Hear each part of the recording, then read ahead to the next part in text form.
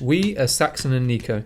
And in November 2021, we went to the COP26 in Glasgow to interview different voices, including decision makers, scientists, and environmental activists. We attended COP26 as part of the research for our series, Mission Find Aral, which tells the story of the Aral Sea. In the space of 40 years, the Aral Sea turned from the world's fourth largest lake to the world's youngest desert. Despite the fact it is considered by the UN as one of the worst environmental disasters of the world, it is a situation lesser known by the general public.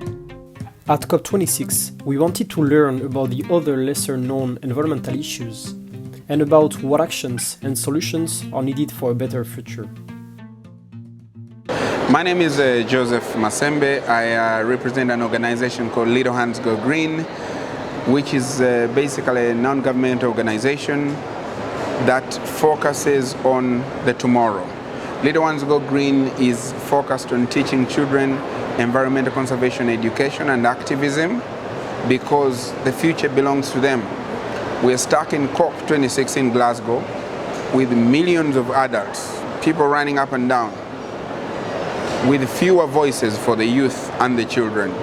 Of late, in the past couple of years, the youth and the children who have taken on activism for climate change have been focused on walking the streets doing strikes.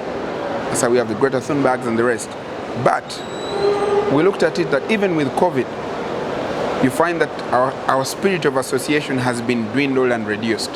So we can't do that so more. And we cannot be known as a generation that just goes on the streets and protests with placards. We need to take action now. So Little Ones Go Green came up with a model that says, whereas the technocrats and the policymakers and the global institutions and the governments are running up and down, talking the talk, let us walk it on the ground with the things that we're able to do. For instance, Little Ones Go Green has children who plant a fruit tree in every home, in every school. And the idea is if my daughter Michelle plants a tree when she's 7 years old, by the time she gets to 15 years old, that tree will be 8 years old. And you never hear people cutting a fruit tree. And fruit trees will give vitamins, will give vitamin C, will give proper nutrition, but also they increase our green cover.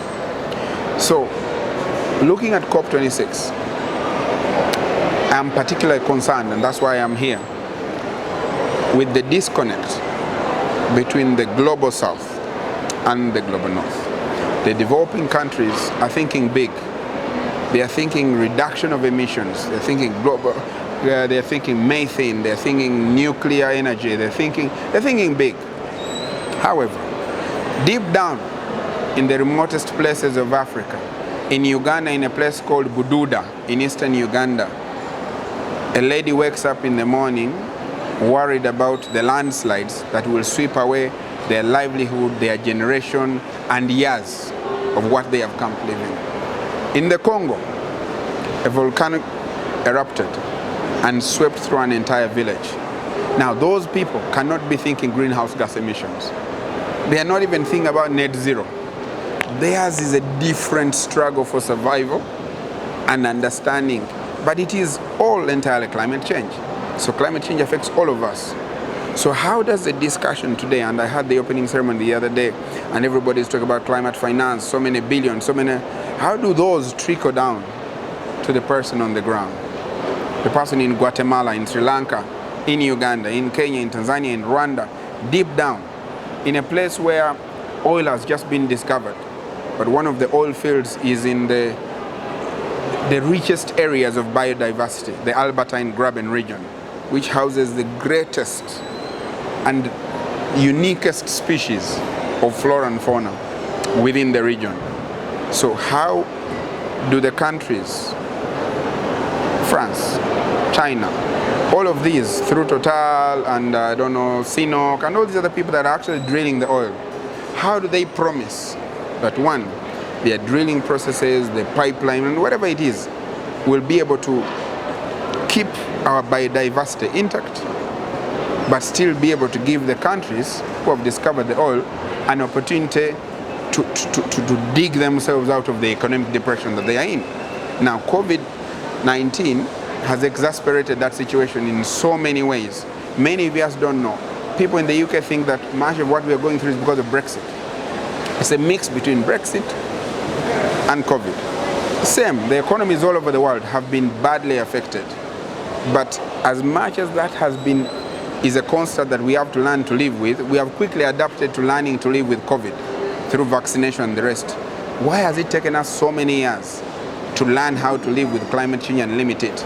From the Kyoto Protocol, the Bali Conference, the Paris Agreement, we have had so many conferences and conventions. There is COP1, COP2, COP3. From the Rio Summit up to today, it was in 1992, I guess, we are still talking climate change. The US was reluctant to become part of the story so many years ago, until floods closed down Wall Street for 4 days. Guess what? They came to the discussion. We see 100-year hailstorms and thunderstorms now happening almost every year. They have become so close to us that we now give them the names that we give to our children. Hurricane Isaac, Katrina, Jasmine, I mean, like they are so part of our life that we are now beginning to get accustomed to them. That should trigger a thought process behind us. We need to think beyond the greenhouse gas emissions. It was okay so many years ago for people to say we can put up all the industries and factories, pollute as much as we can, for as long as we get a few dollars, go to some country down there, and then tell them, you know what, plant some trees for us. Then we make up some carbon credits to cover that. You enrich them a little bit, but it is not a permanent solution. That's why we are panicking now, because the temperature levels have become unprecedented. So we need to act now. The Paris Agreement was beautiful, nice. How much of it has been actioned between then and now? And I think even before we start the discussion on COP26, it should have started with a major focus on what are the wins of COP25? What are the failures? How do we make that better? How do we make that different? With actionable, practicable solutions, which maybe they are not, but I'm waiting to see. My biggest concern is the disasters that have been happening. So many years ago, adaptation was a story for the Global South. Adaptation was about, the developing countries can focus on adaptation because, Now, you have floods in Belgium, you have floods in Turkey, you have fires in Turkey, in Italy. At the end of the day, adaptation has ceased to become an issue for the Global South. Now Europe is panicking. You would see fires happening in California every day, in Australia every other day, every year. But this time, because of the kind of climate change we have, it has exasperated them. So they're happening a lot meaner, a lot fiercer, a lot faster. There is chaos across the board. And we cannot sort this chaos out from the conference rooms and the halls and with double standards. We need to walk the talk. We need the global north and global south to merge and say, yes, we want net zero, we want a reduction, cleaner energy, renewable energy. Beautiful. But that is a story for what? The developed countries. What solutions do we have for people who live on subsistence, who wake up in the morning and focus on agriculture to feed their families and their children, as well as agriculture for commercialization? People who are worried about floods sweeping their homes away. People who are worried about hailstorms driving them. People who are worried about locusts. The other day we had locusts all the way from Yemen coming into the Horn of Africa, sweeping it up and leaving no crops anywhere. So at the end of the day, what does COP26 have for that kind of person down on the ground? A person who cannot sell their maize, who cannot grow their coffee, who cannot grow their beans, who cannot grow their... This needs to be the discussion, and I haven't seen it as a big agenda in COP26. Maybe it is happening somewhere on the sidelines. The talk is within climate change activists and civil society. They're the ones who are doing the talk, but they don't take the decisions. So I would love to see our leaders here making an amiable stand for the little hands who are the future of tomorrow. Because we do not inherit this earth from our parents. We simply borrow it from our children. Because when we go, you leave everything to your children. So it literally is theirs. So what are we thinking about? These children are going to wake up tomorrow and we're going to hand them a planet that we have really messed up. And if they would have the opportunity to say, you know, Dad, you really messed this up. I mean, if I had that opportunity to tell my child that, you know what, I'm handing you, I've left you a fund, it has 100,000 pounds on this account, I have an investment fund for you, I've left you 4 properties, I've done, you know, that is what you would love to give them in terms of the financial material stuff. So what are we going to say? Alongside that, I've left you a planet where you'll not breathe easy, where you're going to die of so many funny diseases.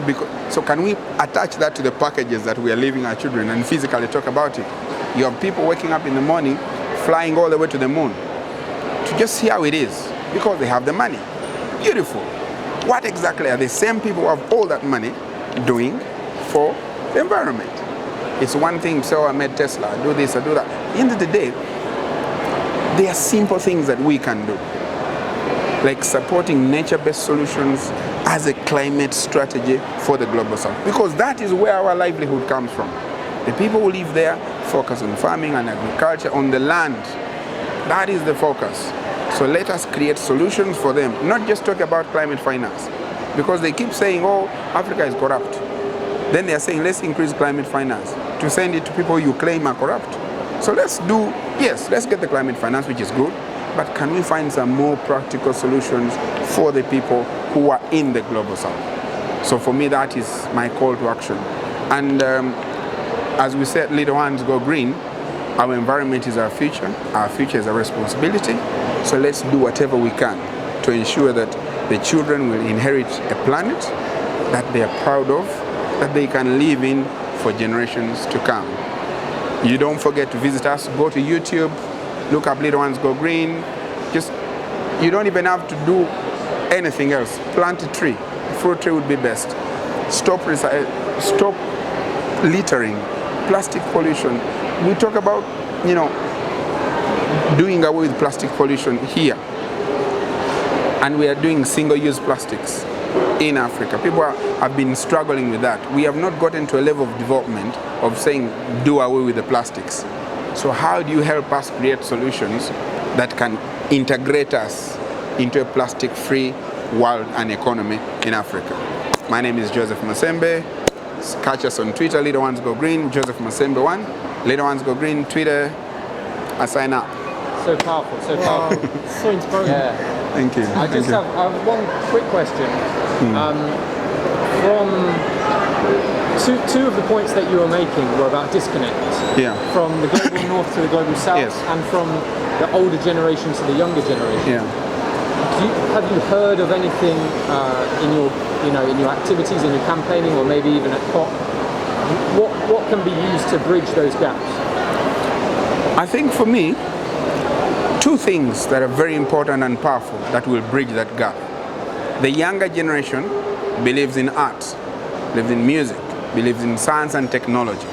So let us get art, music, science and technology to bridge that gap, to create a better understanding of the challenges we face in this climate change era, but also how we can actually provide solutions. I'll give you an example. When I started Little Ones Go Green in 2012, everybody was telling me that, can we just plant a forest? We give you a large chunk of land. I said, no, I want to deal with the mindset. So I told the government that, give me 10,000 fruit trees. And I went and told children, I'm going to give you 1 fruit tree. I told them, do you love to dance? They said, yes. Do you love to model? Yes. Do you love to sing? Yes. Can you really spice up your talent? They said, yes. I said, okay, listen, come to this event. When you come, you sing, you dance, we do green fashion. At the end of the day, I give you a tree, you go and play. So I created a Disney-like event called the Green Festival. And they came and had a blast. Then I said, listen, we're only enjoying this because the outdoors are there and because we commit to taking care of the environment. So take this tree, go home and plant it, and then next time, we come back and do the same. So now, it became a norm.